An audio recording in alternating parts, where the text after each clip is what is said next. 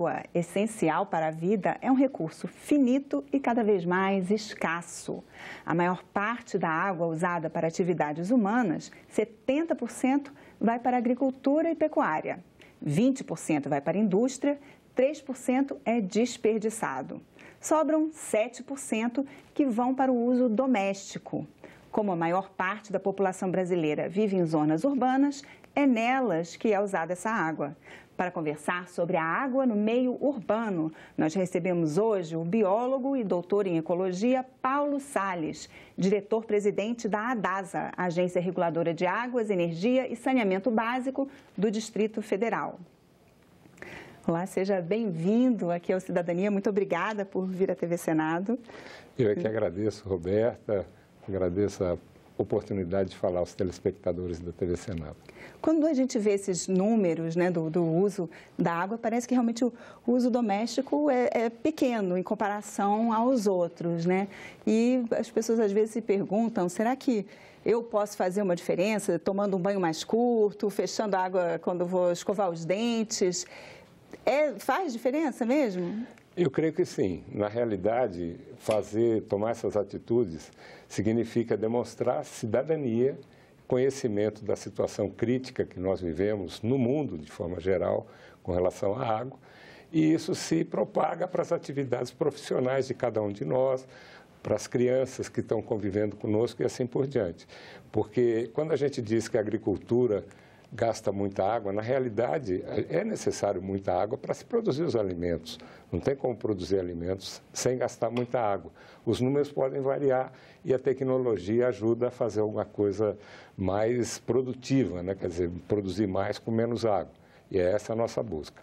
Agora, a consciência do cidadão deve perpassar todas as atividades humanas, inclusive aquelas profissionais e que gastam água em outras atividades que não sejam o ambiente doméstico.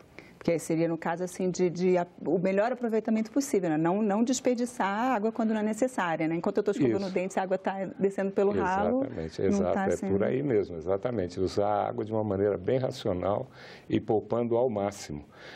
O IPCC, o painel da ONU, que estuda as mudanças climáticas, vem nos alertando para os problemas de água que são decorrência das variações climáticas. Praticamente tudo que a gente chama de variação climática acaba se referindo na água, ou água em excesso ou água em falta. E a perspectiva é que essa quantidade de água que a gente tem hoje vai se tornando cada vez mais variável e nós podemos ter, então, muitos problemas no futuro. Por isso, é essencial que nós assumamos desde já um papel consciente com relação ao uso da água. Nós brasileiros estamos um pouco mal acostumados, né? Que aqui tem muita água, em outros lugares tem menos, né? Então, assim, acho que agora que está chegando que a gente está se dando conta que é preciso mesmo. Então, é uma mudança cultural mesmo que precisa acontecer. Com certeza, uma mudança cultural. A água no Brasil ela não é igualmente distribuída. Né? O norte, a região norte tem muita água e pouca gente, e a região sul-sudeste tem menos água e mais gente, o nordeste então menos água ainda e uma população bem razoável lá. Então, em todos os cantos do Brasil é importante que a gente tenha consciência de como usar a água. Vamos dar uma olhadinha, a gente tem aqui um mapa que mostra justamente onde que acontece esse desperdício no Brasil. Né, que 37% da água tratada, né, que é desperdiçada, e a gente vê aí a maior parte, né, 50,8% na região norte, que é uma região que até tem bastante água, não sei se talvez por isso que se desperdiça muito lá, mas ao mesmo tempo no nordeste, onde historicamente tem seca e problema de escassez de água, também se desperdiça muita água, né? Verdade. E aí, e por toda parte, continua ali o centro-oeste ainda 33,4%, no sul 35%, o sudeste 33,4%. Por toda parte o desperdício é grande, né? E aí temos depois os estados, né? Os maiores desperdícios, né? Como a gente tinha visto na região norte, né? Amapá 76,5%. Roraima, 68,7%, Sergipe, 58,3%. E os menores, o Distrito Federal com 27,3%, né? A DASA também pode ser parabenizada aí, né, por esses menores desperdícios. Goiás, 28,8% e o Rio de Janeiro, 30,8%.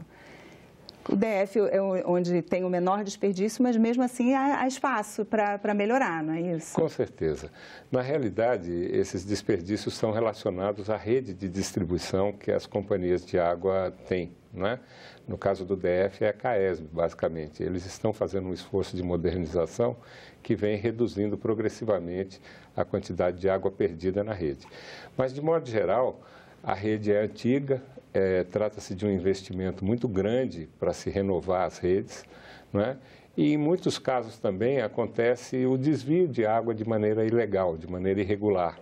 Conta aqui como desperdício, mas na realidade é a água que está sendo usada sem que seja contabilizada pela companhia de abastecimento.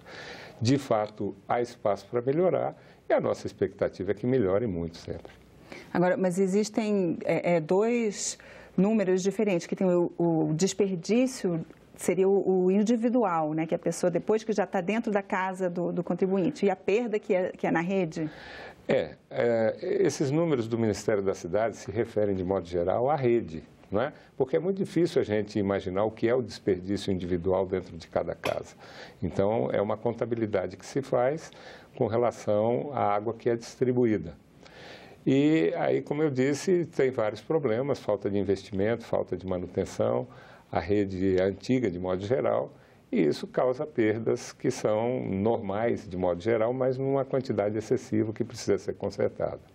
E quando o senhor diz a rede antiga, assim, qual seria o ideal, assim, o tempo certo para fazer essa manutenção?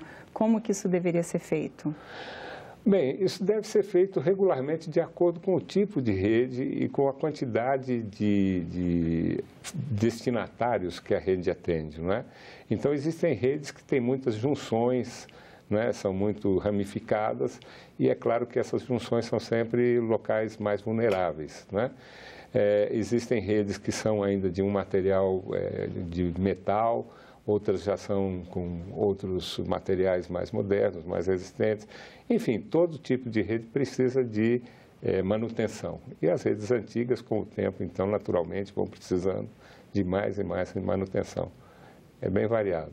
E quando a gente viu, por exemplo, no Norte, no Nordeste, né, que é muito grande esse desperdício, será que lá as redes são mais antigas, os materiais não são adequados? São mais antigas e tem problemas de manutenção, certamente. Então, infelizmente, o caso do Norte é um caso paradoxal para nós, porque é o local que tem mais água, mas é o que tem menos saneamento básico. As cidades como Belém, Manaus, são cidades que ainda precisam muito investimento e precisam melhorar muito. E tem muita água, mas a água também ela é muito próxima da superfície, né? Então é fácil de contaminar, não é isso? Exato, esse é um dos grandes problemas. A água precisa ser tratada e são necessários investimentos muito grandes. Então é importante que isso seja feito. Aliás, existe um movimento, né, no mundo em torno dos Objetivos de Desenvolvimento Sustentável, que é uma proposta da ONU, aprovada na Assembleia Geral em 2015, e a qual o Brasil aderiu. E prevê-se no objetivo número 6, saneamento básico, abastecimento e água e esgoto, portanto, e saúde, né, daquilo que é relacionado à água também, até 2030 para todos, a universalização para todos. É claro que em alguns países esses números já estão próximos da universalização, não é o caso do Brasil, em algumas regiões mais que outras, mas o importante é que estejamos todos trabalhando em prol dessa meta, universalização do saneamento básico. Problemas que já foram resolvidos no século XIX ainda estão presentes no nosso país, em várias regiões e em outras partes do mundo também, e que levam a uma mortandade muito grande de crianças, principalmente por diarreia. Então, são questões que precisam ser tratadas com muita seriedade, com muito envolvimento da sociedade e com investimentos, naturalmente, que garantam a qualidade de vida desse ponto de vista para toda a população. E com relação ao desperdício e à perda de água, em comparação com os outros países, como é que o Brasil fica? Bem, em outros países, vamos pensar, existem países que estão em situação bem melhores, situações melhores do que o nosso, né, naturalmente. Isso depende muito, claro, dos investimentos que vêm sendo feitos ao longo do tempo e da educação da população, de modo geral, também, para que faça um uso consciente e faça a sua própria manutenção dentro de casa. Evite torneiras pingando, essas coisas que precisam ser feitas sempre, né? E outros países, como é o caso da África, principalmente, na Ásia, em muitos países também, a situação é bem mais crítica do que a nossa. O Brasil, nesse ponto, fica num pelotão intermediário, digamos, né? Agora, é um esforço muito grande e muito necessário que seja feito o mais rapidamente possível. Como o senhor falou, essas medidas que todo mundo pode fazer em casa para economizar, né, a água, não desperdiçar, a DASA tem até um site, né, que explica, que dá dicas, né, que é esse nãodesperdiceagua.com.br, que a pessoa pode encontrar assim, pequenas dicas de como se portar em casa. Exatamente, são dicas de como usar a água de uma maneira racional. Tem uma delas que é extremamente simples, mas requer uma certa mudança de hábito para nós brasileiros. É fechar a torneira durante o banho enquanto estiver se ensaboando. Da mesma forma, fechar a torneira da pia enquanto está escovando os dentes. E na própria cozinha, também fechar a torneira enquanto está ensaboando a louça. São medidas que poupam muita água, são os 3 pontos da casa onde se consome mais água: o chuveiro, a pia e o tanque, né, basicamente. Então, a gente precisa de mudar o hábito. E é muito simples, né? Lembrar, fecha a torneira, se ensaboa e depois abre de novo. E dessa forma você pode tomar um banho, digamos, com 3 minutos de torneira aberta e muito confortavelmente se saboar e sair do banho totalmente limpo, sem problema algum. São medidas simples, mas realmente precisam ser adotadas e precisam ser divulgadas. A legislação brasileira de águas é considerada assim, bastante avançada, né, mundialmente mesmo. E uma das coisas que ela traz é a gestão compartilhada das bacias. Isso está na lei, está em prática, está funcionando efetivamente? Olha, sem dúvida, e isso diria que é um dos grandes avanços, né? No Fórum Mundial da Água, esse tema foi muito explorado, porque o tema do fórum foi compartilhando água. E compartilhar a água significa, em primeiro lugar, reconhecer que a água é um bem de todos, é um bem de domínio público. Em segundo lugar, a gestão da água, quer dizer, o equilíbrio entre o que tem e o que é usado, ele tem que ser feito com a participação da sociedade e de uma forma descentralizada nas bacias hidrográficas. E aí nós temos mais uma vez a questão do compartilhamento, aqui de responsabilidades. Nós costumamos dizer que todos que bebem água são responsáveis pela água. E isso se concretiza nos comitês de bacia hidrográfica. Hoje o Brasil tem um pouco mais de 200 comitês de bacia e é uma obrigação de todos os estados e de todos os cidadãos participarem de alguma forma, seja como membros de governo, seja como representantes dos setores produtivos, ou seja como cidadão por intermédio de associações de classe, da academia, enfim, e participar da gestão, participar do comitê da bacia hidrográfica mais próxima na bacia em que você vive. E o terceiro item que eu gostaria de destacar aqui, em relação a isso também, é a garantia da nossa lei para os usos múltiplos. Todos os que querem usar a água para fins econômicos, por exemplo, eles têm o direito de fazê-lo. Isso é um grande avanço em termos de legislação que abre oportunidades iguais para tudo que se faz e que usa água. E uma das coisas que eu acho relevante também, que a gente se conscientize logo, é que a água não é apenas uma questão ambiental. A questão da água perpassa todas as atividades humanas. De cada 4 empregos no mundo, 3 dependem de água. E desses 3, 2 dependem de muita água. Então, a falta d'água gera problemas econômicos, gera problemas sociais, gera problemas políticos, gera problemas institucionais. Enfim, nós temos que ter uma outra visão para a água em nossas vidas. É um bem biológico, sem dúvida nenhuma, essencial, mas é essencial para as atividades humanas. E vamos compartilhar a responsabilidade pela gestão da água, como manda a nossa lei. E nesse momento que estamos vivendo de crise hídrica pelo país, né, como lidar com isso? A crise hídrica tem sido uma oportunidade para muito aprendizado, para nós todos, para nós que somos gestores, que temos que enfrentar problemas que muitas vezes não haviam sido detectados ou nunca tivessem ocorrido, como acontece aqui em Brasília, né? Brasília vem atravessando uma crise hídrica e ela é inédita nessa proporção, nunca tivemos uma crise desse tipo. Agora, com a crise, nós aprendemos a valorizar mais a água. A gente percebe a presença da água nas atividades que a gente nem sonhava que a água fosse importante. E nós também aprendemos a lidar melhor com isso, tanto do ponto de vista da regulação, né, como usar a água do ponto de vista institucional, como também no próprio dia a dia. E nós fomos compelidos a melhorar nossa infraestrutura, que eu digo o sistema de gerenciamento de recursos hídricos, de modo geral, compelidos a melhorar nossa infraestrutura tecnológica para monitoramento, para avaliação dos recursos hídricos que a gente tem, para mensuração dos efeitos do uso da água sobre os aquíferos, sobre as águas superficiais. Enfim, nós todos estamos melhorando no nosso trato com a água. E é bom que façamos isso de uma maneira consciente e efetiva, porque precisaremos conhecer muito bem a água que temos e a água que gastamos. A DASA, inclusive, está fazendo uma normatização para o reaproveitamento da água, né? Porque isso, acho que pela falta de necessidade, isso não era feito. E agora, então, vai ser regulamentado, vai ser possível a pessoa, o cidadão, individualmente, reaproveitar a água. Sem dúvida. O reuso da água é uma das coisas que se busca fazer no mundo inteiro, né? E é uma forma de aumentar a disponibilidade de água que nós temos, porque estamos reaproveitando aquilo que, né, antigamente, de modo geral, em boa parte do país ainda como realidade, é despejada de volta para os rios. Então, reusar a água hoje é possível, e é possível do ponto de vista tecnológico, até para pontos bem extremos, em que a água de esgoto pode se tornar novamente água potável. E aí nós fecharíamos o ciclo, né? Do esgoto ela volta a ser potável, volta a ser consumida.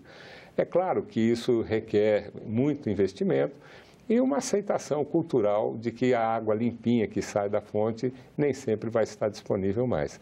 De modo geral, é um tipo de atividade, um tipo de ação que vai ser cada vez mais presente nas nossas vidas e tanto a DASA como outras agências reguladoras do país e as instituições legislativas estão buscando regulamentar como usar essa água sem causar danos para a rede que abastece a gente de água potável.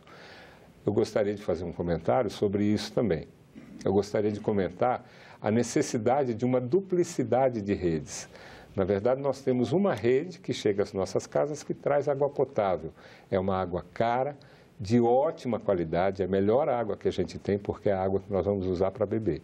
E nós usamos essa água para lavar o chão, para lavar o carro, para dar descarga no banheiro. Enfim, nós usamos essa água... Não precisaria, né? Uma água tão boa. Não precisaria, exatamente. Então, em algum momento, nós começaremos a olhar para a necessidade de uma rede de água bruta e, paralelamente, uma rede de água potável, para que a água potável seja usada para a sua finalidade, que é a mais nobre de todas, o abastecimento humano. Agora, para fazer as outras atividades dentro de casa ou na rua, teríamos outra água bruta que não teria o mesmo tratamento, mas que seria igualmente eficiente na função que desempenha. Então, isso é uma necessidade que nós precisamos também pensar em termos de investimentos futuros. Porque, inclusive, a cidade de Paris, por exemplo, acho que quase 200 anos faz, como o senhor falou, reaproveita a água de esgoto, né? Volta tudo para as torneiras. Isso já acontece em vários lugares do mundo, sem dúvida nenhuma. Em maior ou menor proporção, os países mais desenvolvidos já têm esse tipo de coisa. E é bom que nós brasileiros comecemos a olhar isso também como uma realidade. E o custo para fazer esse tipo de tratamento é muito alto? Ele está caindo cada vez mais, né? Porque a tecnologia está buscando soluções cada vez mais. As inovações tecnológicas hoje são incomparáveis em relação à tecnologia que nós tínhamos no passado.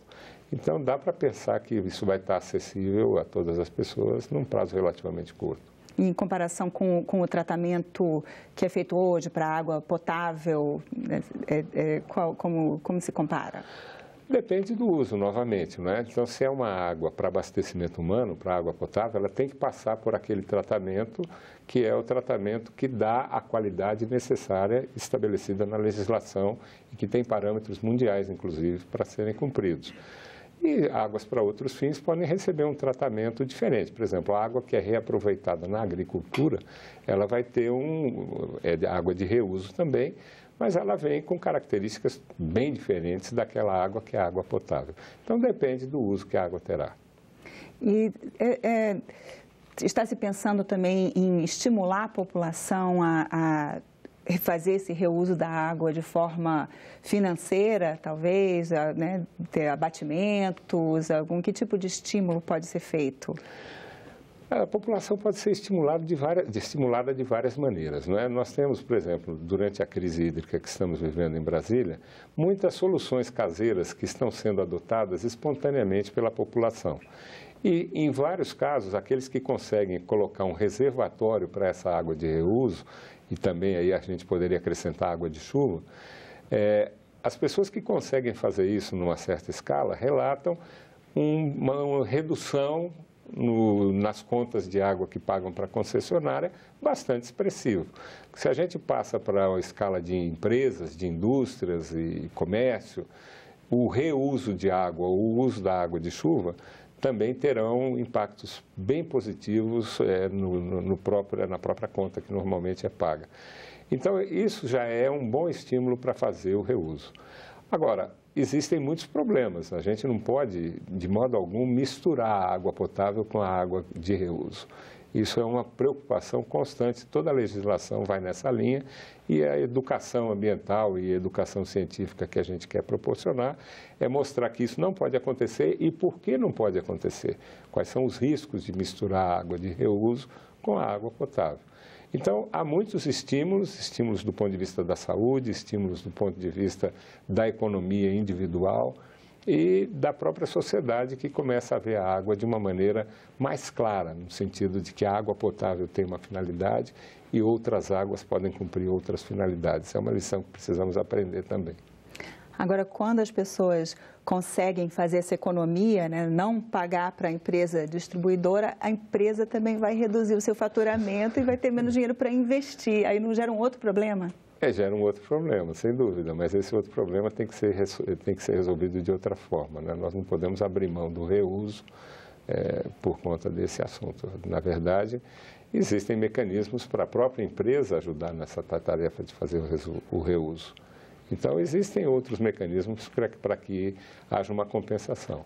Nós, na ADASA, fazemos um estudo muito cuidadoso dos elementos que compõem a tarifa da água que vai ser cobrada da população, né? E esses elementos de investimento e tal, eles acabam sendo levados em conta também. Então, a gente procura um equilíbrio aí dessa forma para manter a modicidade do preço, né? Que o preço seja módico para as pessoas, mas que permita também à empresa concessionária, no nosso caso a CAESB, que continue fazendo os investimentos necessários. E o senhor é a favor de sobretaxar quem consome demais acima de algum certo patamar? Sim, eu acho que deve haver um pagamento. É minha opinião pessoal, né? Eu gostaria de deixar isso bem claro. Aqui em Brasília existe isso, existem várias faixas de preços, né? A mais barata teria na ordem de R$ 28, R$ 29 por até 10 mil litros de água por mês, né? E as faixas mais altas de consumo, elas vão pagando um preço sucessivamente maior. Eu acho que é uma forma justa, porque quem usa mais, geralmente, quem também tem um uso maior relacionado com atividades econômicas, né? Os grandes usuários são aqueles que fazem atividades econômicas. Então, na composição dos preços deles, esse preço também acaba sendo incluído. Muito obrigada pelo seu tempo participar aqui no Cidadania. Foi um prazer muito grande, eu que agradeço e saúdo vocês, desejando a todos muita água, muita consciência e vamos em frente, que dá para viver muito bem com menos água. Eu conversei com Paulo Salles, diretor-presidente da ADASA, sobre a água no meio urbano. Se você quiser rever, baixar ou repassar o link desse programa, é só acessar nossa página na internet, no endereço senado.leg.br/TV, ou então o canal da TV Senado no YouTube. E se você quiser fazer algum comentário, crítica ou sugerir um assunto para a gente discutir, você pode mandar um WhatsApp para 61 999661616 ou telefonar para 0800 61 22 11. Obrigada pela atenção e até o próximo Cidadania.